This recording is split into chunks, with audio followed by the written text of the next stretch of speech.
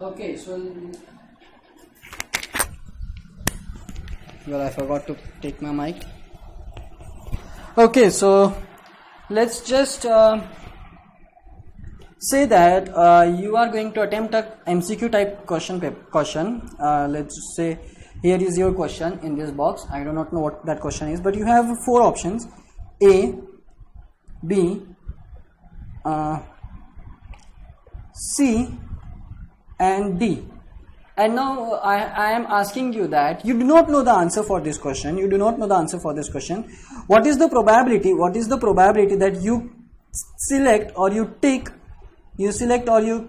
the correct option out of these four? Out of these four, you choose or you take a correct option, a correct answer. So, like, what is the probability? So I am asking you the probability of correct answer, and that is going to be what? So let's say there are four possible options. Either the answer can be A or B or C or D. So the possible number of outcomes are four possible outcomes or possible answers, and out of which one of them is going to be correct. Not all, only one. And in such case either A is going to be correct one, or B or C or D. So कोई ना कोई सिर्फ एक ही मेरी condition को क्या करेगा, satisfy करेगा, मेरे फेवर में रहेगा. एंड इन सच केस जो मेरे फेवर में रहता है मैं यहाँ पे ऊपर लिखता हूँ. So probability of getting answer correct is 1/4. whereas probability of answer not getting correct, if I may, then probability of not wrong answer, in short, probability of wrong answer. So you know it's really awesome to think of it in this way also, that ये correct है तो जो बचा हुआ रहेगा वो wrong रहेगा. Exactly. ये probability किसकी थी? Correct की probability थी.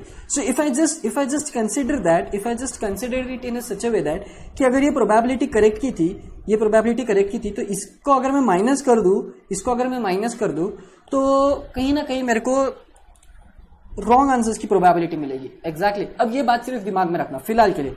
अभी अपन उस मेथड से नहीं कर रहे. अब अपन क्या कर रहे हैं, जिस मेथड से इसको किया था उसी मेथड से रॉन्ग आंसर को फाइंड आउट करेंगे. कैसे? Well, either of this four में से कोई ना कोई एक मेरा आंसर है. सो आई जस्ट लेट्स से ए मेरा आंसर है, तो बचे हुए तीन are the wrong options. So what is the probability of selecting wrong answer? तो वेल, प्रोबेबिलिटी आउटकम तो 4 है और उसमें से पॉसिबल केसेस जो मेरे फेवर में है वो है 3. मेरे फेवर में इसका ये मतलब नहीं कि करेक्ट आना है, मेरा फेवर ये है कि रॉन्ग आना है. तो मेरे फेवर में बी सी डी है फिलहाल, क्योंकि मैंने ए ऑप्शन को करेक्ट ऑप्शन रखा है. सो इन सच केस ये हो गया मेरा प्रोबेबिलिटी. और प्रोबेबिलिटी, अब मैं तुमको एक चीज पूछ रहा हूं, probability of getting all correct answer. Okay, probability of getting all correct answer, ये क्या रहेगा फिर? Very simple. जो भी रहेगा यहाँ पे 4 आउटकम्स थे और 4 की 4 मेरे राइट आ रहे. सो इसका मतलब हो गया 1. सो मतलब 100% एक्यूरेसी सारे करेक्ट होने की, है ना. सारे अगर करेक्ट रहेंगे तो 100% एक्यूरेसी हो जाएगी, क्योंकि कोई भी टिक करो तुम्हारा क्या आने वाला है? सही आने वाला है. एग्जैक्ट. ये अपसर्ड है बहुत. I know that this is absurd, but I want you to give idea that अगर ऑप्शंस करेक्ट है तो what is the probability? 4/4, that is 1. और ये मैक्सिमम प्रोबेबिलिटी है. इससे ज्यादा कुछ नहीं हो सकता. और मैं बोल दूंगा कि सारे के सारे रॉन्ग है. It's not possible. वो एक ही केस हो गया. एंड ये बहुत अपसर्ड है एग्जैक्टली एक्चुअली, बट स्टिल एक जस्ट मेरे को बताने का था, इसलिए I have just told you. Now the thing is I can approach this answer in very different way. I know that the probability of correct answer and wrong answer, इन दोनों का प्रोबेबिलिटी, मतलब एक बात मेरे को हमेशा पता है कि the highest probability will always be 1. Exactly. highest probability will always be 1 and the lowest probability will always be 0. Well, I'm not concerned with lowest probability. I'm concerned with highest probability. अब मेरे को पता है कि कोई भी 2 probability मैंने अगर कंसिडर किया यहाँ पे, ठीक है। अब मैं बोलता हूं कि हाईएस्ट प्रोबेबिलिटी 1 होता है, so if I minus this highest में से रॉन्ग आंसर, या मैं हाईएस्ट में से ये करेक्ट आंसर को मैं माइनस कर देता हूं, ये मेरे को दे देगा 1/4। सो मेरे को इसका आंसर क्या मिल रहा है 3/4।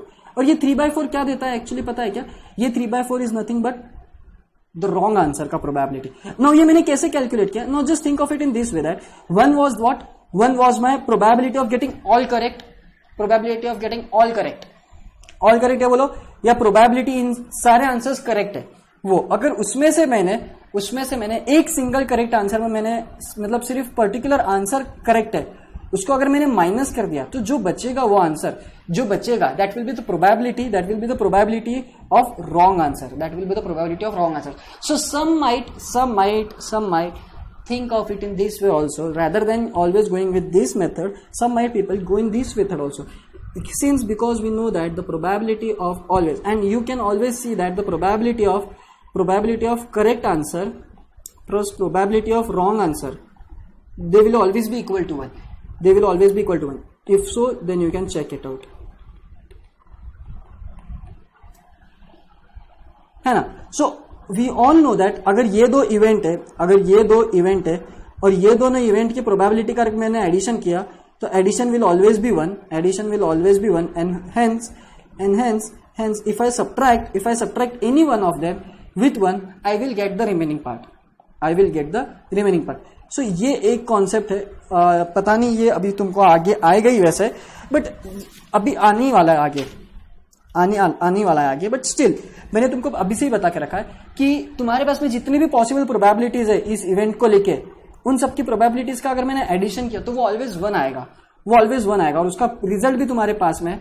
सो इफ आई से ये a है, 1 है और ये 2 है, सो 1 + 2 will always equal to 1, मतलब 1 + 2 यानी क्या, probability of correct answer plus probability of wrong answer is nothing but equal to 1। If I subtract 1 - 2 मतलब 1 - 3/4 I will get 1. If I subtract 1 - 1 यानी क्या, 1 - 1/4 I will get the probability of wrong answer.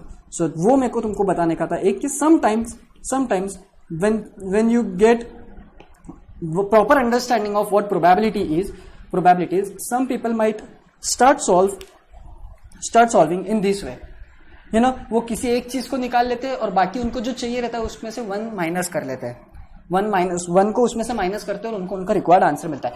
जैसे मेरे को पूछा गया था wrong answer की प्रोबेबिलिटी क्या है। So what I thought was कि मेरे को पता है राइट आंसर की प्रोबेबिलिटी 1/4 है, गिवन है राइट आंसर की प्रोबेबिलिटी, और मेरे को पता है कि इन दोनों की प्रोबेबिलिटी मिला के आंसर 1 होने वाला है। So why don't I just subtract with 1/4, so मेरे को उससे आंसर मिल जाएगा ये 3/4, and that is how sometimes people calculate probabilities. So ये एक सेशन रखा मैंने एक एग्जांपल का, जिसमें there is not only just we look upon something, we look upon sample space and we look upon our favorable events, but sometimes we also go with this method also. We also go with subtracting the probabilities, considering the addition of all those probabilities, and it is always true that if a certain event has 2 or 3 possible probabilities, then when you add all those probabilities, it will always be equal to 1. As if मैं तुमको अगर एक example दे दूं कि if you throw a dice, then probability of getting only 1 is 1/6, probability of getting 2 is only 1/6, probability of 3 is getting 1/6, 4 is 1/6, getting 5 is 1/6, getting 6 is 1/6. When you add all these events, all this probability, you will get 6, because 1 + 1 is 2, 2 + 1 3, 3 + 1 4, 4 + 1 5, 5 + 1 6, and you get 6/6. 6/6 is always equal to 1. So the probability of all the events, if you take the sum of all the events of the probability, if you take the sum of probabilities of all the events, you will always get the answer equal to 1. You will get always equal to 1.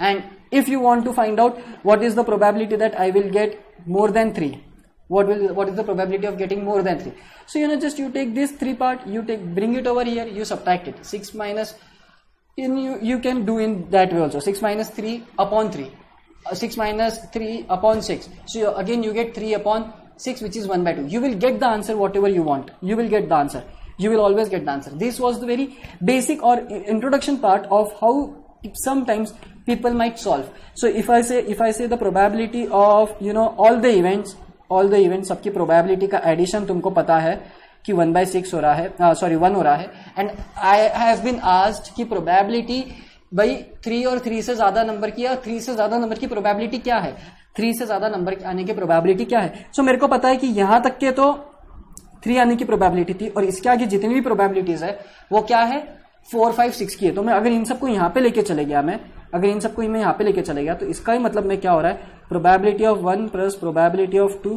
Plus probability of 3 greater than 3 के लिए, और I would rather से मेरे को greater than 3 के लिए निकालना है. तो मतलब क्या हो गया, यहाँ पे प्रोबेबिलिटी ऑफ, यहाँ पे आ गया, और ये जो डॉट डॉट है यहाँ पे प्रोबेबिलिटी है 4, 5 और 6 की.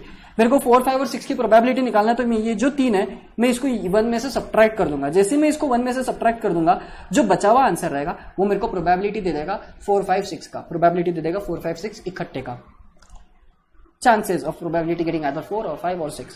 So that is how sometimes people solve it. ये बहुत बेसिक इंट्रोडक्शन था, ऐसे ही जस्ट तुमको बता के रखा मैंने, so that in future आपको ये कुछ नया ना लगे और अपसर्ड ना लगे एकदम से. ठीक है, अभी लगेगा थोड़ा, and I want you to feel in that way, but आगे चल के when you see that concept you will get a more clear picture. Okay, so that's it from me guys, thank you.